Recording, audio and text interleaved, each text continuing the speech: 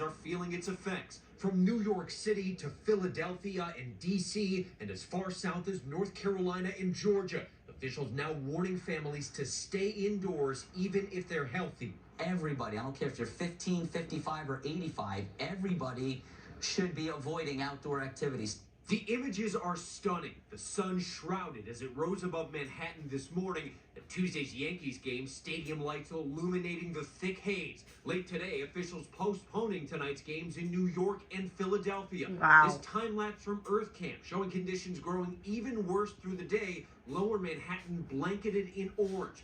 New York City's now registering as the worst air quality of any major city in the world. Air quality index, which is scaled from 1 to 500, with 150 deemed unhealthy. This afternoon, NYC topped 400. By comparison, today, Delhi, India was around 160. Shanghai, China was around 125.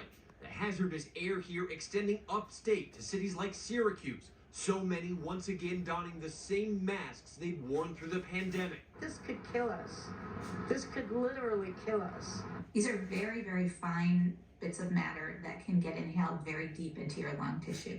New York's governor calling this an emergency crisis. New York City's mayor urging the entire city to stay indoors. This is not the day to train for a marathon or to do an outside event with your children. The effects of breathing in the smoke's toxic particulates continuously are comparable to smoking up to a half a pack of cigarettes or more. And emergency rooms worried about the cumulative impact from days of dangerous air are now preparing for potential patients. The more exposure folks have, the more likely it is that they'll be sick.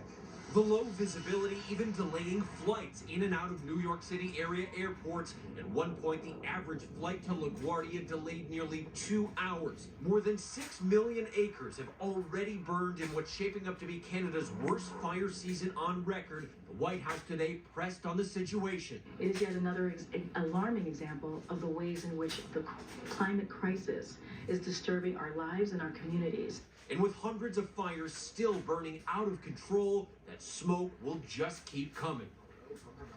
And David, we just heard from New York City's mayor just moments ago. He reiterated the importance of trying to stay indoors and said if you have to go out, it's a good idea to have a mask. And we mentioned that air quality index, the 1 to 500 scale. Well, the mayor revealed this afternoon, New York City topped out at 484. David? Well, that's just incredible. Trevor and the team, come on back inside. Thank you for that, Trevor. Let's get right to senior meteorologist Rob Marciano, of course, timing this out for us. And Rob, this system appears to be stuck in place here for days.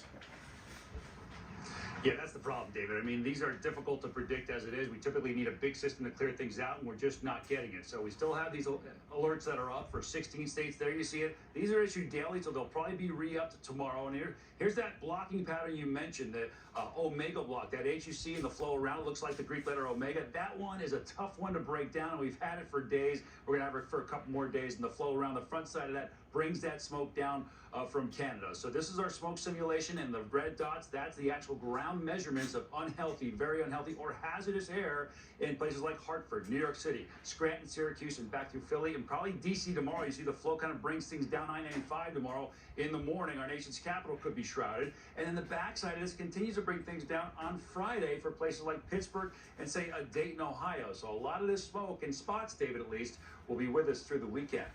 All this is fascinating and alarming, Rob. In the meantime, I want to go back to the actual fires in Canada driving all of this. And there isn't even a drought in Canada where these fires are already burning, which, of course, is even more concerning that we're dealing with this so early in the season, not even with a drought.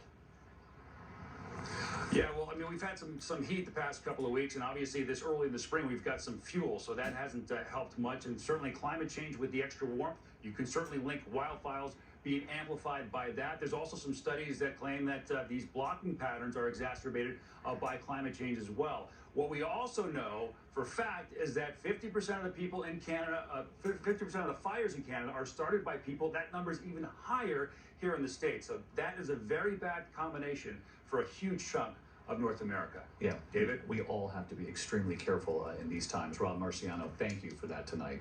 In the meantime, we move on to the other news in the